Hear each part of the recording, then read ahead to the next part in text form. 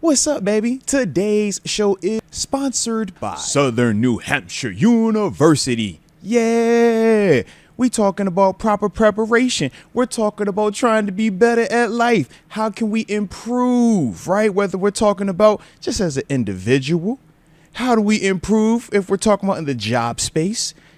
I mean, whether we're talking about just all the different ways to be prepared for the next step, for that next task. Southern New Hampshire University and some of these online degree programs that they are offering. Come on, baby. You can't beat this. And they have super competitive low tuition rates that are, like I said, going to prepare you for whatever your next steps might be as it pertains to your professional career. It's not too late. I mean, shoot, what you waiting on? I mean, you're watching me, but what you waiting on? Come on, man. You see the link right there, right? SNHU.edu/Arthur Moats. Tap in and go out here and get a chance to prepare yourself for greatness. But now it's time for regularly scheduled programming.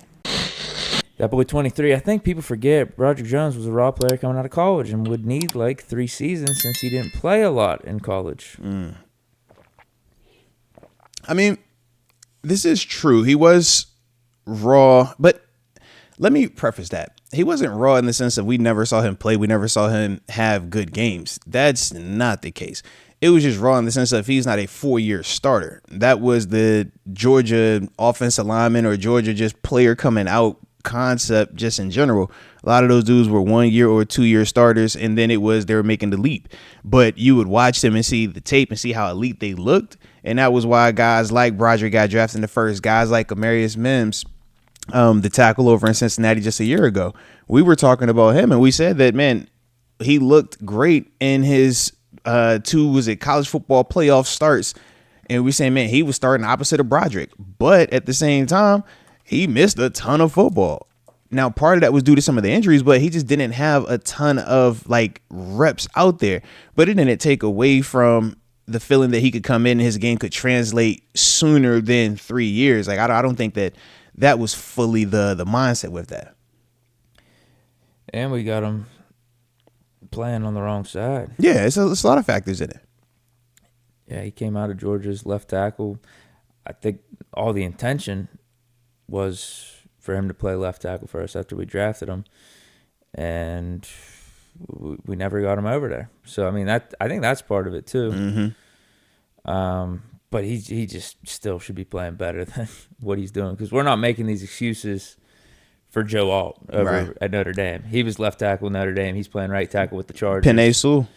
Yeah, that was a left. He's been playing right. Although, yeah, is he still playing? He's right? still playing right. He's still playing He's still playing right. And actually, did he start off left with the Lions and they moved him over to right? Yeah, he's playing better. I want to say Decker was hurt or something was going on at left early. Yeah, but he's been right the whole time now, man. Yeah, that's the weird thing with him. Mm-hmm. But yeah, Broderick, he just hasn't been playing good, because he was playing better his rookie year, I felt like. Yeah. Than what he did this year. Definitely took a step back. I think it was just more expectations on him too this year. Some of it too might have been he was banged up early on in the season. Wait, because he was dealing with was at the elbow? We saw him with the big brace on him and stuff. So yeah, this is going to be a make or break year for Broderick. Yeah, I mean, and it's like I said, it's not fair that he hasn't been able to play his position that he was drafted to play, but at the same time, that is the NFL. Now presumably he's about to. Yeah. From everything I'm seeing, they're saying they want him over to left tackle. Yeah. If you would have told me they were doing that middle of the season, I would have been a little more hesitant, because Dan Moore was playing good to start, but he finished terribly. Yeah. So it's like, I mean, if you're gonna pay someone that's a risk, why not go with the guy that you drafted in the first round, has more upside, and that you're gonna be paying less. Yeah. I think that's where we're at. Now, I think that there are a little bit more risk with it, but I think that these are risks that we're willing to live with. And what I mean is this: the assumption is, hey, it can't be any worse than Dan Moore, and we've already been proven on multiple occasions that it actually can be a lot worse. We've seen that when I always go back to the Pouncey situation, man. That last year, and they're like, "Yo, it can't be any worse than that." And then we had obviously Kendrick Green come in, and then people said, "Oh, this was worse." We tried to do that. So when people say it can't get worse, I'm just like, actually, it always can get worse. Dan Moore wasn't a terrible player. Dan Moore actually was a good player, just wasn't a great player. Dan Moore towards the end, he got beat by two really good pass rushers, man. They beat him pretty bad, man. Myles Garrett and Trey Hendrickson. We know if you look at the guys who finished in the NFL, leaders in sacks, you look at Trey Hendrickson, you look at Myles Garrett. So I don't look at that and have this like overreaction to it.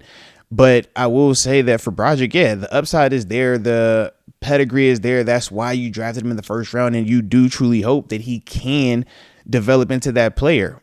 But let's not act like it can't be even worse for Broderick, because Broderick's been playing on the right side.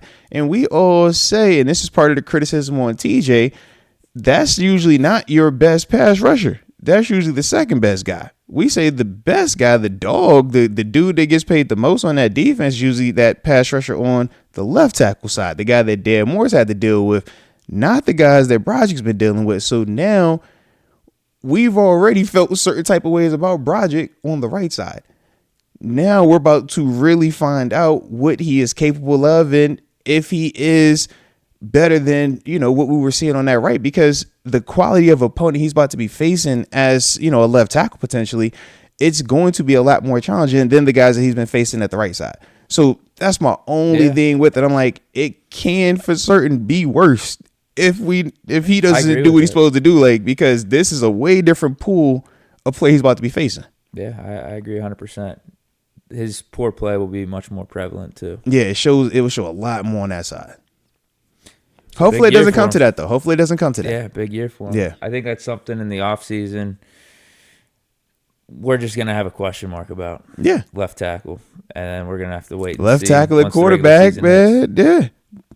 Because I think whichever decision we make with quarterback, people are going to question it regardless. I think whatever decision we make with this tackle situation, whether it was Dan, whether it was Broderick, people are going to have questions about it. I think the only one where they probably won't question crazily is Troy Fautanu, and that's more so because of high pedigree, a short, super small sample size, but at least he looked good in that sample size. And I think that that's the optimism surrounding him. But yeah, I think quarterback, left tackle, man, people are going to be questioning whatever decisions we make. I think the one that everybody's going to love is running back. I don't think they're going to have any issues if we decided not to proceed with Najee. I think a lot of people. No way. You think people are going to be tripping on it? Chat loves Najee. The chat might love Najee, but they're not going to love Najee more than if they were to get an Ashton Genty, or if they were to go get a Speedy back, if they were going to get something sexier. They're not going to be complaining about Najee to that same extent, is what I'm saying.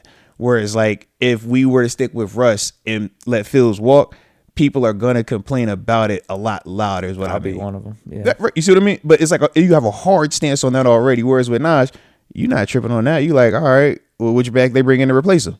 It's a lot more like willing to be open to it when it pertains to Najee in that running back room. Whereas at quarterback, people are already trying to like set their, this is my guy, and if he doesn't work, then this is on you guys, but this is my guy. Yeah. Yeah, I think, that's a good point. I think the organization would be proven right too by moving off of Najee. Whatever guy that they bring in, I think people will see early on that, all right, we needed some extra spark. We needed some extra speed, a guy that can get to the edge and move off of this like more plodding style. Mm-hmm. Like I said, and I love there's a ton of positives with that. We'll see. Risk-wise is obviously availability. That's the one constant with Najee, but shoot, man, we'll find out. We'll definitely find out.